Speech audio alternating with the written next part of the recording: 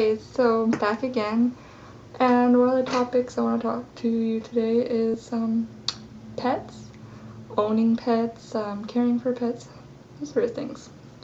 So one of the biggest problems with pets is people don't research. It's really important to do research before you own an animal because, well, you want to choose what's best for you. So if you're a person who's busy all the time, a dog might not be the best choice for you. Many dogs like lots of attention. They need to have constant stimulation, exercise, those sort of things. Cats, it varies. A lot of the times they're more independent and they're going to be sleeping most of the time you're gone anyways. So that might be a better choice. Birds, oh boy. I have so much, well, I can't say all the experience in the world with birds, but I'll tell you one thing. Birds is not a good idea. They're messy, they're loud, they stink, and if they're like a duck or a chicken, they'll ruin your yard. I mean, scratching up your flowers, your potted plants. Ducks are filter feeders. They'll stick their beaks in the ground and they'll pull up all your plants. So maybe not the best idea. I have lots of experiences with those kind of animals. Parrots, definitely not a good idea. They live a very long time, 80 plus years.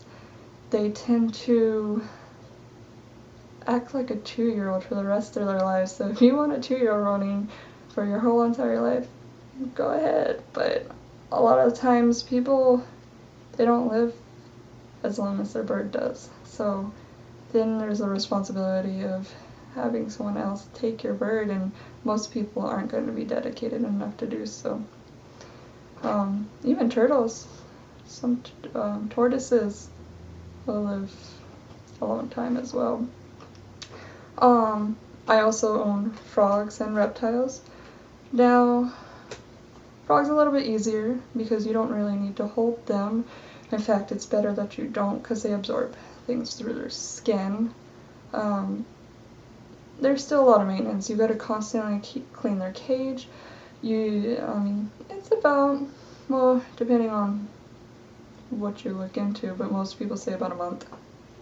Clean their entire tank so that they don't get diseases, bacterial diseases. It's a big issue. They can get things like red leg, and then you have to make sure humidity and temperature is correct. So it could be a lot of maintenance, and you have to have the right decor. And one of the other animals is things like snakes.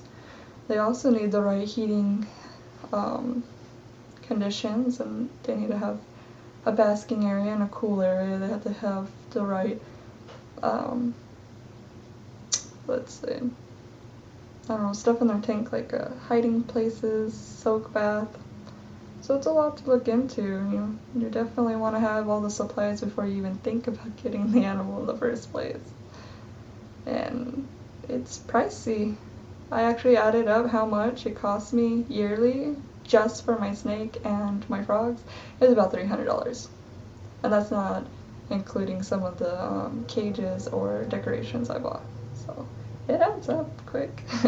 You'd be surprised. And that doesn't even count for my cat, which vet bills, especially since she's older. I have to buy insulin for her now, and she also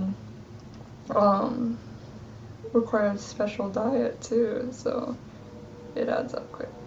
So just like something to think about when owning pets or caring for pets. A lot of research. You're gonna get sick.